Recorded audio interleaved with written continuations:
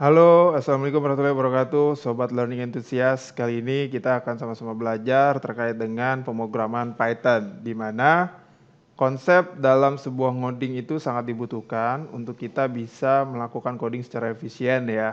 Nah, kali ini kita akan sama-sama belajar terkait dengan Object Oriented Programming. Nanti di sini akan saya coba bagi waktu, bagi partnya, ya dari part 1, part 2, part 3, part 4, di mana di dalam OOP itu akan dibahas kelas dan objek, Python inheritance ya, Python inheritance, multiple inheritance sama operator overloading.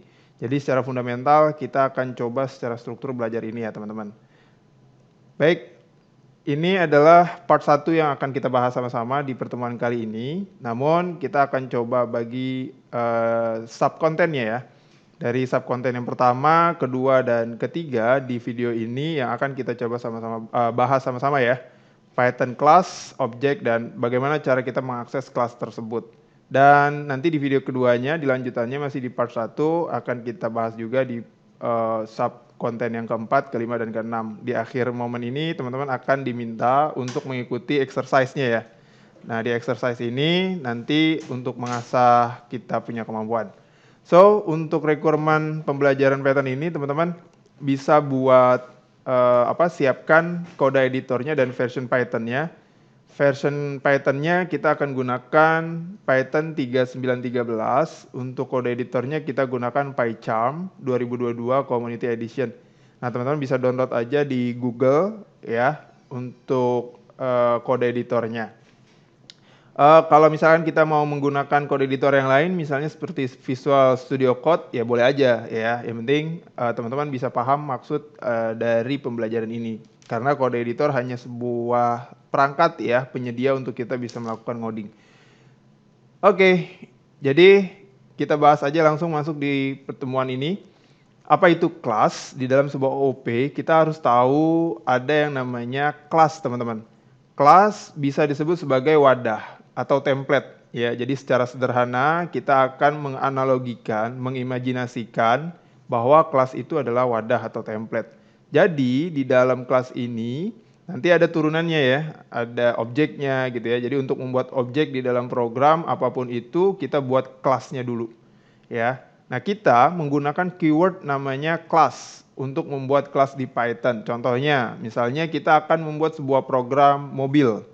Nah, kita buat di sini kelas mobil ya. Jadi kita bisa menyesuaikan dengan objeknya gitu ya. Wadahnya itu kita bisa sesuaikan dengan objeknya. Nah, ini kelas mobil.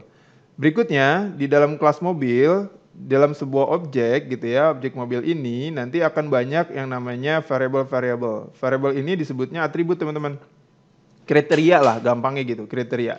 Jadi misalnya di dalam kelas mobil ini ada merek, ada tahun, ada type ya. Mereknya apa? Misalnya anggaplah ini Toyota. Ya, tahunnya 2023. Tipenya apa nih? Oh, Foxy. Nah, jadi ini adalah simple variable yang saya buat gitu ya. Nah, walaupun banyak variable, misalnya jenis ban, ya, kaca dan seterusnya. Ya, jadi ini yang dianggap sebagai variable-variable atau atribut ya di dalam kelas tersebut. Lalu berikutnya, objek ini sendiri, apa itu objek? Objek juga bisa disebut sebagai instance class, teman-teman. Misalnya nih, kelas kita adalah mobil tadi ya. Kita bisa bikin nih nanti mobil 1, mobil 2, mobil 3 gitu ya. Struktur skripnya seperti ini. Ini nama objeknya, ini nama kelasnya. Ya. Kenapa bisa dibuat seperti itu? Jadi kalau kita ngoding dengan skala besar, ini memudahkan kita lebih efisien ya untuk memanggil variabel di beberapa objek gitu teman-teman. Oke, kita follow aja dulu. Nah, ini teman-teman bisa lihat lagi untuk struktur scriptnya. Kita buat kelasnya, nama kelasnya adalah mobil. Atributnya terdiri dari merek, tahun, dan type. Kita buat objeknya yaitu mobil 1 sebagai objeknya dan mobil ini sebagai kelasnya. Nah, dalam syarat membuat kelas diawali dengan huruf besar ya teman-teman ya. Nah, ini nanti kita akan coba praktekin. Lalu untuk mengaksesnya, kita gunakan objek ya. Untuk mengakses atribut ini menggunakan objek.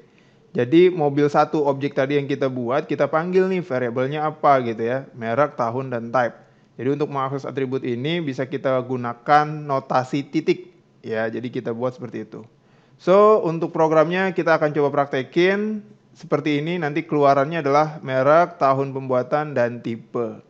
Oke, langsung aja kita masuk ke dalam PyCharm-nya.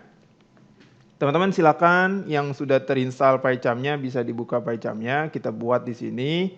Cara pertamanya adalah file new project. Nanti teman-teman di sini bisa lihat OOP project ini yang saya sudah buat, saya simpan di mana gitu ya. Nah, ini kebetulan saya simpannya di dalam folder D gitu ya. Di dalam folder E di sini. Nah, ini adalah folder project saya. Berarti nanti teman-teman bisa menyesuaikan di folder projectnya masing-masing. Ya, ini kita buat, misalnya kasih nama aja OOP_Python. Nah, nanti biar teman-teman bisa seragam dengan saya, untuk lokasinya teman-teman bisa bebas. Python 3.9 ini teman-teman interpreternya bisa disesuaikan gitu ya. Mau yang diinstal pertama kali di Windows atau di Mac-nya ya. Nah, kalau sudah diklik create ya, nanti akan muncul environment seperti ini. Folder project seperti ini gitu ya. Nah, sekarang kita akan masuk di dalam main-nya nih, main.py.